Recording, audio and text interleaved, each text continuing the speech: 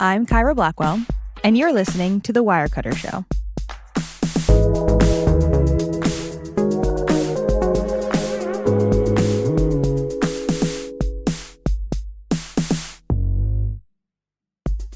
Hi, y'all. Today, we're going to do a quick bonus episode on the Nintendo Switch 2. This is the second iteration of a really popular portable gaming console that came out in June of 2025 with a whopping price tag of $450. Many jumped right in and bought it right when it dropped, myself included. I was just really excited by the exclusive new games and all the new features that the Switch 2 promised. And yeah, it did sell over 10 million units in 4 months, which makes it the fastest selling console of all time in America. But if you're one of those people who's been putting off buying the new Switch 2, if you're waiting to see if the games actually got better, waiting to feel like the price is worth it, or you're just kind of waiting, this episode might be for you. Arthur Gies, supervising editor on the tech team here at Wirecutter, has spent months testing the Switch 2, the games, the features, whether it's worth the upgrade from the original. And we do have a full verdict on all of that. But there's also a time-sensitive wrinkle to this conversation that has absolutely nothing to do with the console itself and everything to do with what's happening in the world right now. That's gonna have an impact on the price you'd pay if and when you decide to buy the new Switch 2. So we're gonna take a quick break, and then when we're back, I'll be here with Arthur on the other side. See you soon.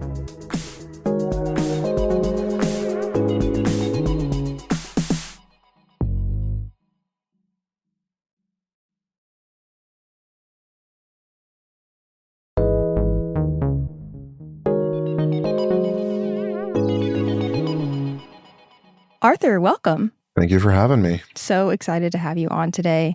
Can we just talk about the basics of video games in general for people who don't know? What is a Nintendo Switch and who's it really good for?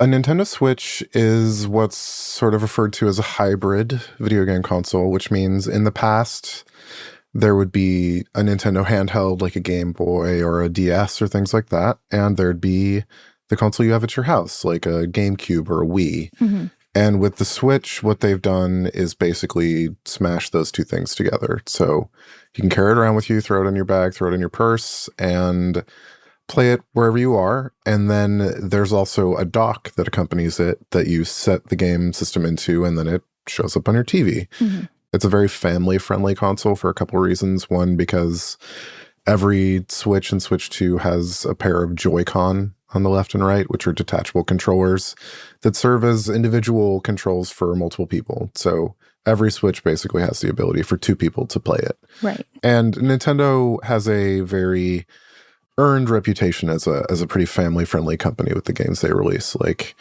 it is the quintessential fun for the whole family kind of system. Yeah, I mean, I grew up with a Nintendo Wii. We played like Wii bowling all the time. It was the game to play. But there are now multiple versions of this console out because it's not a new console. It's been out for a while now. There's a Switch Lite, there's the OLED, and now there's an older Switch 1 and this newer Switch 2, which just came out last June. I mean, they're both they have a hefty price tag, but the Switch 1 is now a little bit cheaper. So if somebody isn't a self-proclaimed gamer, but they've been curious about the console, would you recommend they dive right in and just get the Switch 2? I think if you can afford the Switch 2, it's a better option than the Switch 1. Mm. It's not that different from apps that you've used for a long time on an old phone versus apps that you use all the time on a new phone. Like, typically the new phone runs them better, and the breakdown is very similar here. It is more expensive, and I'm sensitive to people that have like a real price concern there for sure. Mm-hmm. But in addition to playing all of those old Switch games, there's a whole new sort of class of games that are coming out for Switch 2 that will never release for the original Switch. Some fairly big games from Nintendo have come out only on the Switch 2, including, the new Mario Kart game is a Switch 2 exclusive. Donkey Kong Bonanza is a Switch 2 exclusive. More of that will happen this year. Right. I mean, I had the original Switch 1, and I did end up upgrading to the Switch 2, and I love it. But I think people might also be wondering, like, they love their Switch, but it's another thing to spend money on. It sounds like you think that it's worth it to upgrade to the Switch 2, even if you have the Switch 1.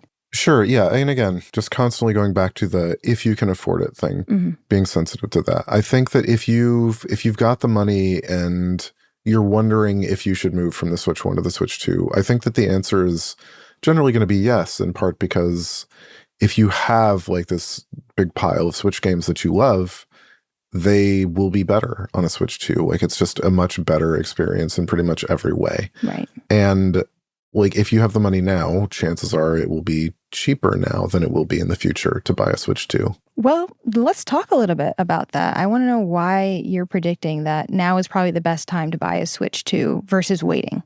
Sure. The short version is that every other video game console has increased in price significantly in the last year. The PlayStation 5 is $150 more than it started at in 2020, and so is the Xbox Series X. Even when the Switch 2 came out last year, it was sort of announced amidst this tariff situation. Mm-hmm. Like, it literally, I went to go play the Switch 2 for the first time on Liberation Day last year, and Nintendo had to delay pre-orders for the console because they just didn't know what the situation would be for the system. And I think that that is hung heavy over video game systems in particular over the last year. Now, in 2026, in addition to that situation, AI has sort of exploded the cost of the parts that go into video game consoles. What's the correlation there?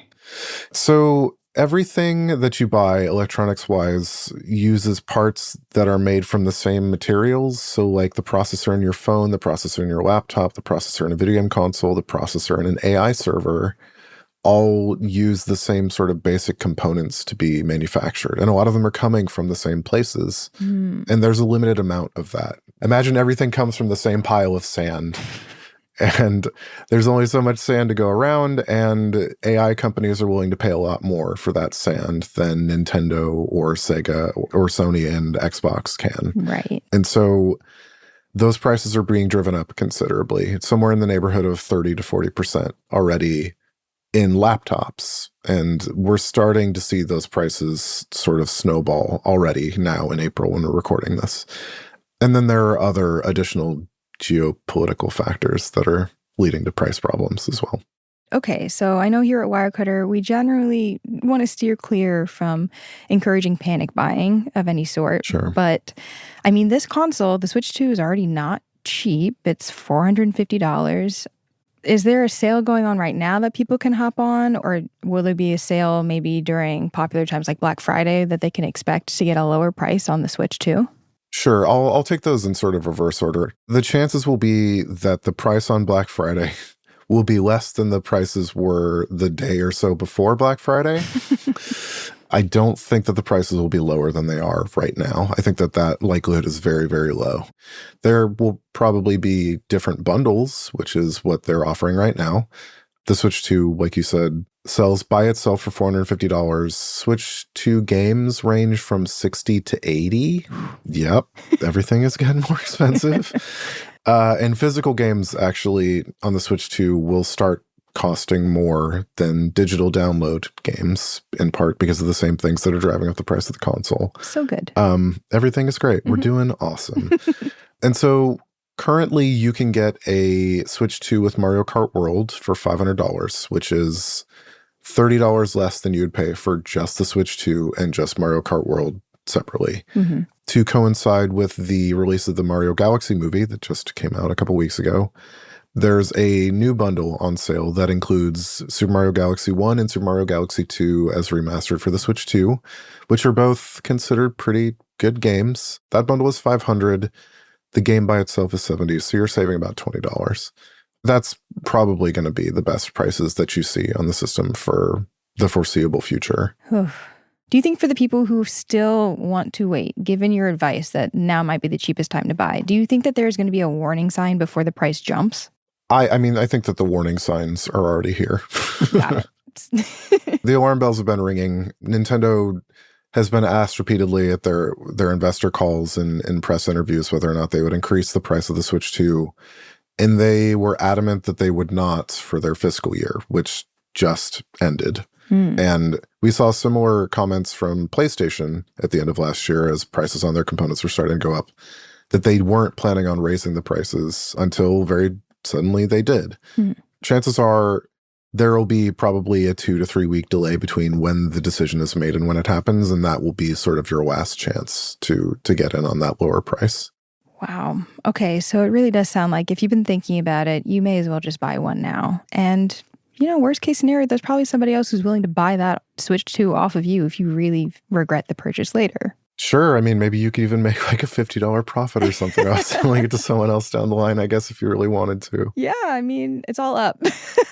Yeah. So, Arthur, my final question for you is, what's your favorite game to play on your Switch? I play a lot of games, so I've hopped a little bit from game to game. I'm not a big Mario Kart guy. I'm like always annoyed by that blue shell. Donkey Kong Bonanza was great. It's a great game. It's got a lot of personality. It's just really fun. And I think there's a simplicity to sort of like smashing the world around you that I think can appeal to players of all ages.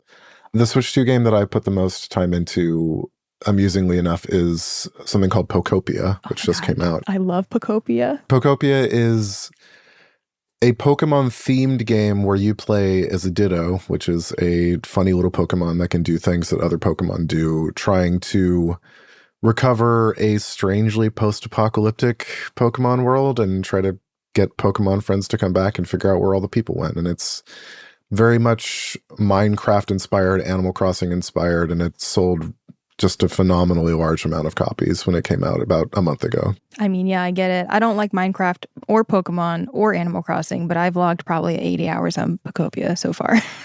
Yeah, that's impressive. Arthur Gies, supervising editor on the tech team, thank you so much for joining us today. Happy to be here. Thanks so much for having me. As always, we will link to the products we talked about today in the show notes. And if you want to learn more about Wirecutter's coverage on gaming consoles, go to our website. You can also find guides to our writers' favorite games for the Switch and Switch 2. That's it for us. Until next week, thank you so much for listening. Bye.